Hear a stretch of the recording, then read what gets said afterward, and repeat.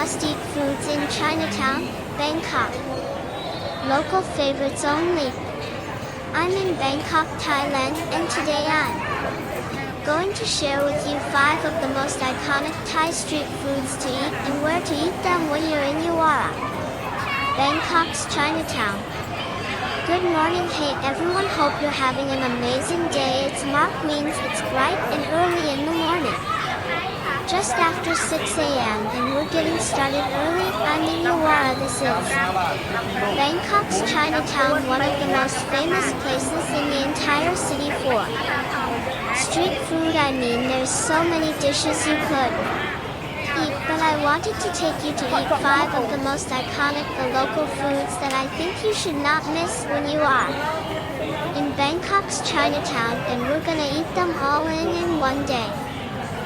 Chinatown is one of the most bustling areas of Bangkok, founded in 1782 and originally settled by Chinese merchants. Today it remains a center of trade and commerce, non-stop energy 24 hours a day, where you'll find everything from textiles to gold shops and of course never-ending street food. So good to be in Bangkok's Chinatown this early in the morning while it's still waking up. But we have a lot to eat today, and that's why we're starting so early. We're going to the first place down this alley, and this is a place that they only sell for a certain amount of time early in the morning. So here we are. This is the first place called. They only open from, I believe, 5 a.m. to 8 a.m. They sell out by 8 a.m. and they're only open from Thursday through Sunday. And they serve a dish which is called White Jap, which is our #1 dish, one of the most iconic dishes that you have to eat when you come to Yuwara in Bangkok.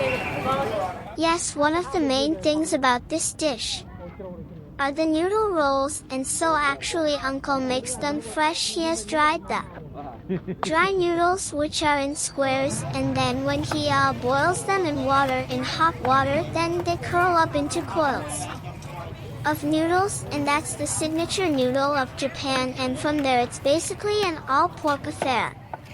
Foreign, which is just continually boiling. It looks so good. There's pieces of skin floating around in the broth. You can see pepper boiling around in the broth, but he does it so expertly. He's done it for so long. His father started it and he's been doing it for generations, and he just picks out the pieces of pork so expertly, tops it with all of those pork parts, and then the broth goes on the hot broth with a little bit of skin.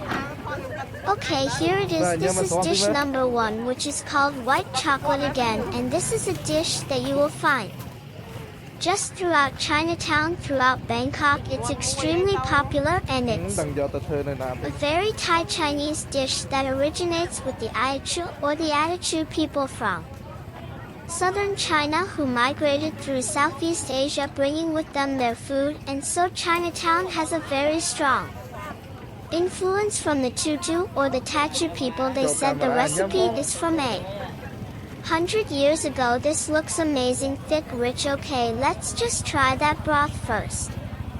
Wow, that is extraordinarily soothing and rich and porky and flavorful, not as heavy on the pepper as some other versions. There's so many different versions. Some are really peppery, others are less peppery. This is kind of a medium pepperiness, but that being said, they do have a couple bottles of pepper, so we will have to definitely season with some pepper. But wow, that broth is absolutely sensational. What an award-winning broth. Oh, that's healing. Okay, here we go. Here's the bottle of pepper that's being passed around. Foreign. I think I could actually use a little one more squeeze of pepper. People go heavy on the pepper. You have to taste that broth. Oh, okay, try those noodles with the pepper in it now. Music. Oh, with that pepper, and then I love the actual noodles themselves, which are noodle rolls. Actually, they're sliced into squares, and then they coil up into noodle rolls. These noodles have an amazing kind of chewy texture to them. Some of them are really soft. I think how was that broth is amazing. I am going to Move in for a little more seasoning, a little bit of chili, music. Oh yeah, and then I'm not totally sure if everybody adds vinegar. Do most people add vinegar, but my wifing always adds vinegar, so I'm gonna follow that. Let's try some of these pork parts. Oh wow, that stomach is cooked to perfection. Oh, just a little bit of elasticity, but it sort of just melts in your mouth. I know, music. Oh, that was tongue. Oh, the tongue is amazing as we're starting to eat this there. Starting to be a line forming behind us for the queue for the quiet shop, but man, talk about it the morning. Sweats the chili, the soup back here in the market, the humidity of Bangkok. Whenever you start sweating at 6 a.m. in the morning, you know you're gonna have a good day sweating from food, that is. Now the portion size is not huge, so you can either eat more portions, but the good thing for us is we have a lot more food to eat today. We're not going hungry. Oh, what a spot, and I didn't even notice. Down here in the alley is where they're cooking everything over charcoal. The restaurant has been here for 80 years, third generation now. They hand make all of their own fish balls for 80 years, same recipe. Yes, that sweating my shirt is almost drenched at 6 a.m. in the morning. Oh, that was successful, that was extraordinary. What a dish. I've had my job so many times, but this is my first time here, and it's truly outstanding. A local popular spot that's only open for a few hours a few days per week, but this is a dish. This is number one white job, something that you have to eat when you are in Chinatown in Bangkok. Oh my god, we have about a 10-minute walk to get to the next place, which is going to be something incredibly tasty. But as we're going there, I just wanted to tell you that you know there's so much food to eat in Yawara. You could walk, you could stop pretty much anywhere you see food, and it's going to be delicious and tasty, and you should definitely try it. But for this tour and for these 5 iconic dishes, I really wanted to include some places that are a little bit off the beaten path, some places that are really locally popular, and we should be coming up very soon to the next place. Foreign. It's about 8 a.m. now. This is our breakfast or meal number 2. Hey, so this restaurant, it's right across from the hospital. They have all the courage prepared here at the front. They're famous for all the paste, but especially for a dish called jengari, which I will order. That's with the addition number 2, and I'll explain to you more about it after we start eating. Oh, what a spot, and I didn't even notice down here in the alleys where they're cooking everything over charcoal, and one of the things that they're really famous here is the beef curry jengari, but also with the end, which is the tendon. So, tendon beef curry. Oh, this looks incredible. I cannot wait to start digging in. Got big chunks of tendon over rice with that curry sauce. Oh, wow.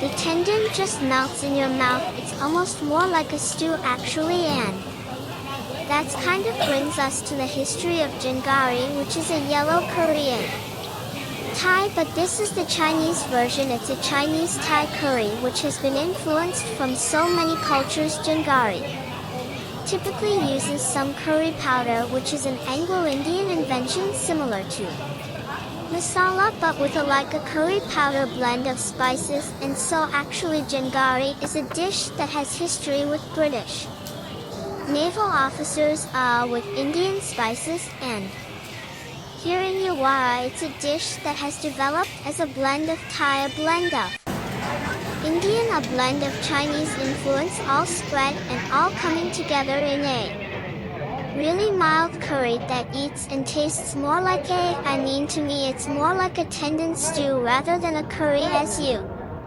know it, because a lot of the Thai curries would make use of a lot of fresh spices, lemongrass, galangal chilies. Whereas this is a really mild curry, but really so soothing and so fitting. And this really is very common and a very popular dish in Chinatown. It's very iconic and that's why it's number 2 on this list, and their version is extraordinary, especially with the tendon. Foreign music. That is, it tastes a little bit sweet, but not that sweet, it's just so mellow. And so comforting and thick and hearty, so you can add some of these chopped green chilies. Tropical chilies, and then I love this entire tub of chilies and fish sauce. Yes, sprinkle on a little bit of this, bump up that heat, oh yeah, and then we also got some of the gunqing, which is the Chinese sausage, with it as well. Foreign music, with that salty fish sauce to bring out the flavor, the extra heat of the chilies. The sausage, I'm not a huge fan of the Chinese sausage, it's quite sweet, but that is kind of fit well together, and it's actually fried. The edges of all of that sausage is a little bit crispy, which makes it nice. You gotta see how wobbly, how gelatinous this tendon is. Oh, it's beautiful, oh, it's shaking. Thank you for watching video. Please subscribe for watch more new videos.